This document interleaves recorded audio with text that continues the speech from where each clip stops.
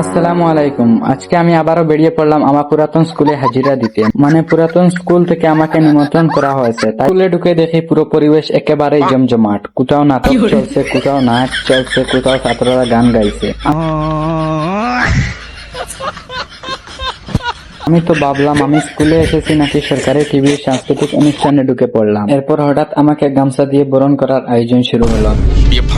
গামছাটা কাঁধে পড়তেই আমার আত্মবিশ্বাস এমন ভাবে বেড়ে গেল, মনে হলো আমি ছাত্র না, এলাকার নতুন মন্ত্রী হয়ে গেছি। তারপর হাত ধরিয়ে দিল মাইক এবং বলা হলো আমাকে দুটি কথা বলার জন্য।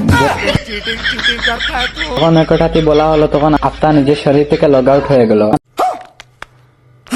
স্কুলে ঘুরতে ঘুরতে হঠাৎ দেখি কয়েকজন আমার ফলোয়ার আমার সামনে এসে হাজির। একজন এসে বলল, ভাই আপনার ভিডিও দেখি। আমি তো এটা শুনে ভিতরে ফুল চার্জ হয়ে গেলাম। মনে মনে ভাবলাম, বাহ, বাড়িতে আমাকে কেউ পাত্তা না দিলেও এখানে অন্তত আমার ফলোয়ার্স আমাকে মানুষ মনে করেছে। তারপর শুরু হলো কিছু সেলফি, একজনের সঙ্গে ছবি নিয়ে নিলাম। তারপর শুরু হলো আসল অপেক্ষা। আমাদের অনুষ্ঠানের প্রধান অতিথি হিসাবে মাননীয় বিধায়ক আমিনুর রশিদ চৌধুরী আসার কথা।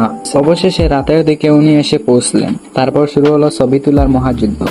একজন ছবি তুলছে, তারপর আরেকজন ছবি তুলছে। অবশেষে আমার পালাও এলো। আমি নিজে গিয়ে একটা গামছা বরণ করলাম এবং একটা ছবি তুলে নিয়ে এলাম। ছবিটা তুলে আমার মনের মধ্যে এমন ভাব চলে এলো, মনে মনে ভাবলাম আমার লেভেল তো এখন অনেক বড়। সত্যি বলতে আমাদের মতো গ্রামাঞ্চলে একটা স্কুলে একজন বিধায়কের আসা কিন্তু ছোটখাটো ব্যাপার নয়, কারণ শহরের বড় বড় অনুষ্ঠানে বড় বড় অতিথি আসা হয়তো স্বাভাবিক, কিন্তু আমাদের এলাকার একটা স্কুলে একজন এমএলএ এসে ছাত্রছাত্রীদের সঙ্গে সময় কাটাচ্ছেন, তাদের উদ্দেশ্য কথা বলছেন, এটা সত্যি আমাদের জন্য আনন্দ এবং ভাগ্যের ব্যাপার। সবশেষে এতক্ষণ ধরে চলা এই মহা অপেক্ষা, মহা অনুষ্ঠান আর মহা ফটো সেশন শেষ হয়ে আমি স্কুল থেকে বেরিয়ে এলাম। ভালো লাগলে লাইক দিও, শেয়ার করো আর কমেন্টে জানিও তোমরা পুরাতন স্কুলে গেলে এরকম ভিআইপি ট্রিট পাও কিনা।